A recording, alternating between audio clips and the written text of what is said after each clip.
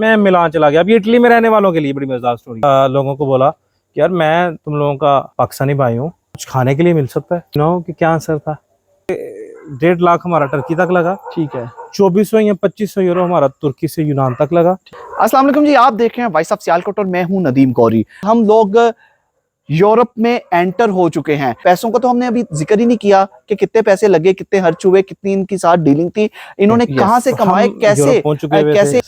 Europe में हम एक जजीरा है कोस, जिनके साथ डील हुआ था कि हमें आगे एथेन तक लेके जाना है। 1.5 लाख हमारा टर्की तक लगा, ठीक है। 2400 या 2500 यूरो हमारा तुर्की से यूनान तक लगा, ठीक है। और यूनान से आगे सर्बिया तक। डंकी लगा के भी इतने पैसे लग गए। जी जी।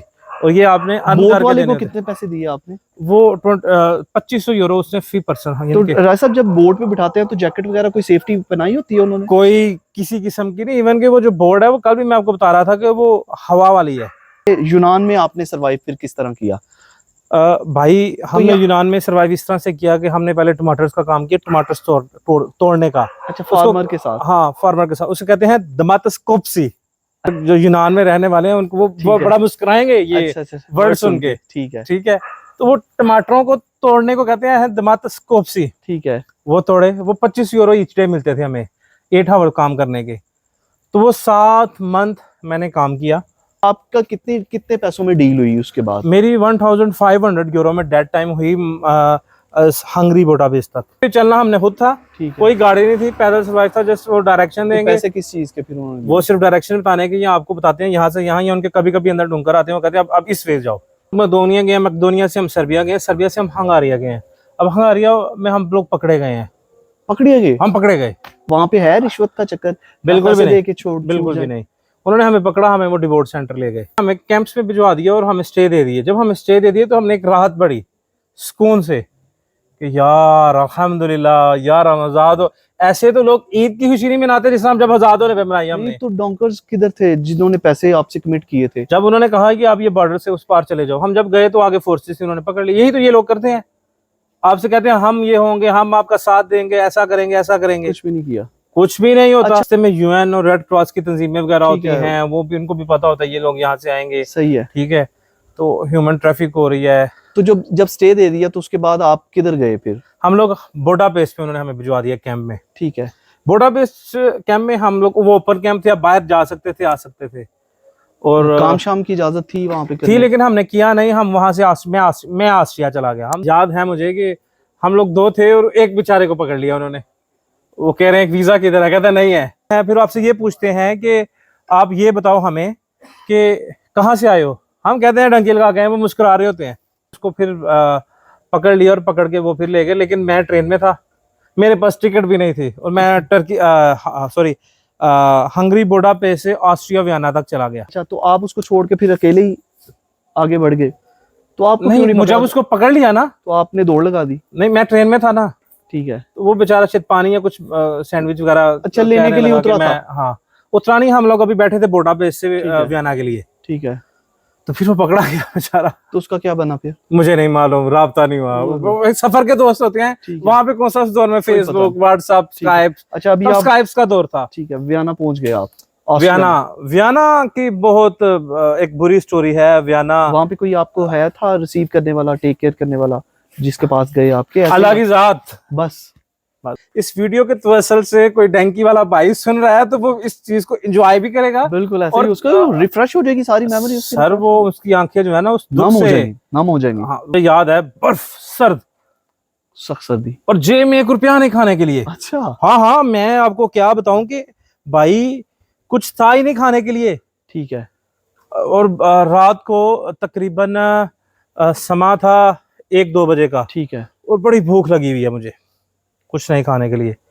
तो हम जो सर्विस वाशरूम्स होते हैं उनके बाहर सिंक्स वगैरह होते हैं, उधर से पानी पिए।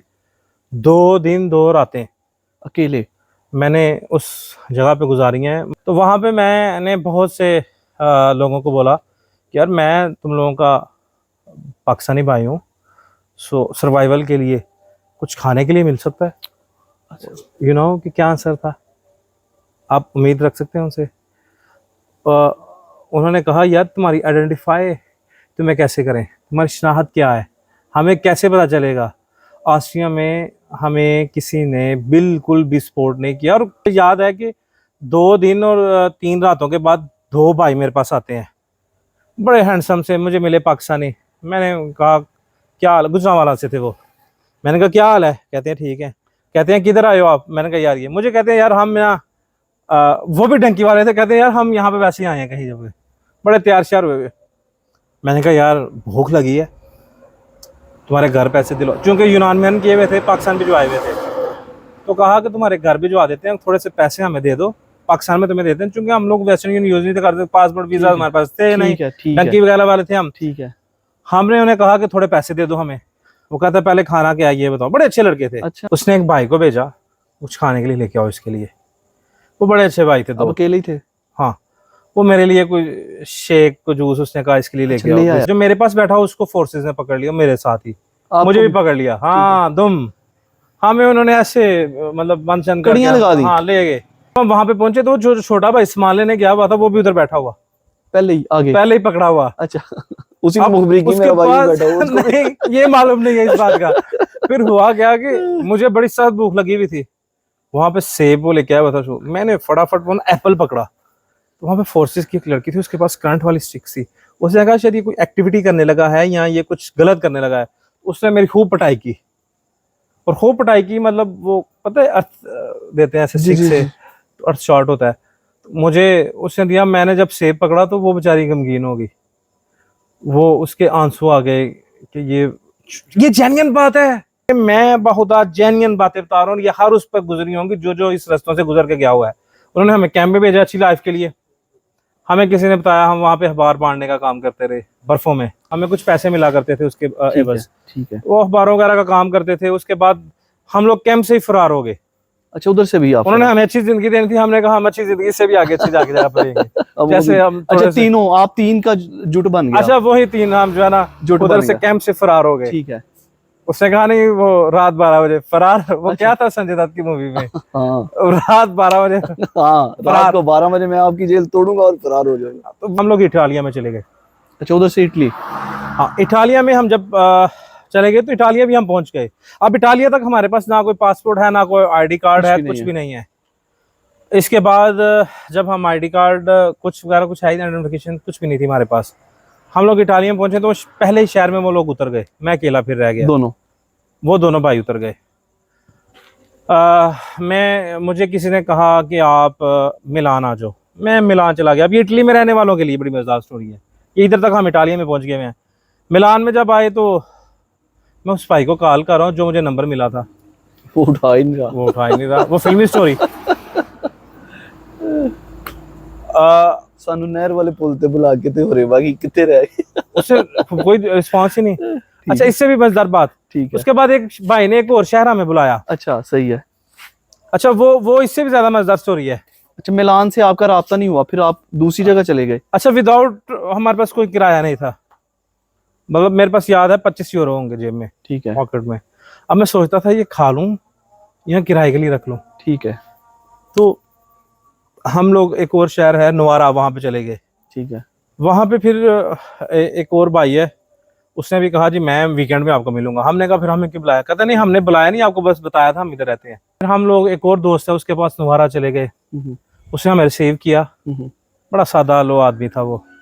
उससे मुझे याद है आलू मटर के साथ हमें खाना खिलाया। हाय हाय हाय हाय सर।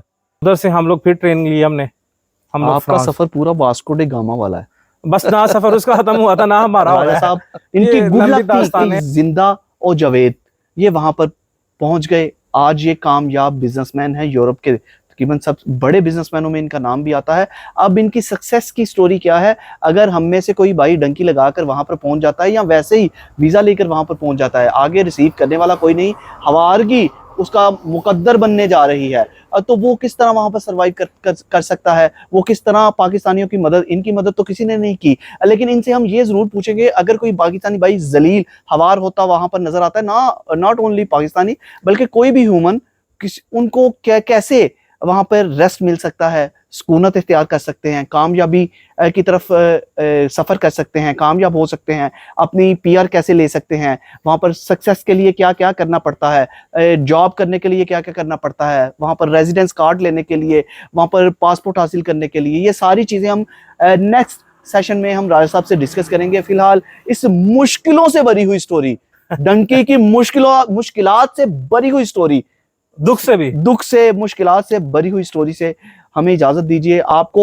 ये सफर सुनाने का मकसद सिर्फ और सिर्फ इतना था कि अपने प्यारों को भेजने से पहले ये जरूर देख लीजिएगा कि आप उनकी जान हथेली पर रखकर भेज रहे हैं, किसी वक्त भी ये जाया हो सकती है और वहां पर लाश उठाने वाला भी कोई नहीं मिलता, आपका जनाजा पढ़ने वाला और आपके घर वालों को बताने वाला भी कोई नहीं मिलता। शायद आपके जिस्म के टुकड़े हो जाएं और जानवर खा जाएं, पता ही नहीं चलेगा भाई आप गए कहाँ। तो हमारी यही रिक्वेस्ट है कि डंकी लगाने से बेहतर है आप लीगल तरीका अपनाएं, लीगल तरीके से यूरोप जाएं, कहीं पर भी जाना चाहते हैं लीगली जाएं। ये सफर सिर्फ यूरोप का नहीं बल्कि अमेरिका कनाडा जाने वाले लोग भी वहां पर राय साहब वो जंगल से गुजरते हैं। वो तो सुना है वो जो जंगल है अमेज़न का वो इंतहाई खतरनाक है। सर्बिया और अमेज़न बिल्कुल सेम है, अगर कोई रिसर्च करे गूगल पे तो उसको बिल्कुल सेम नजर आएगा।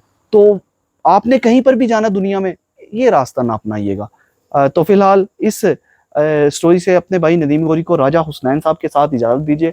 अपना बहुत सा ख्याल रखिएगा और हमें खसूसी दुआओं में याद रखिएगा। अल्लाह हाफिज। पाकिस्तान जिंदाबाद।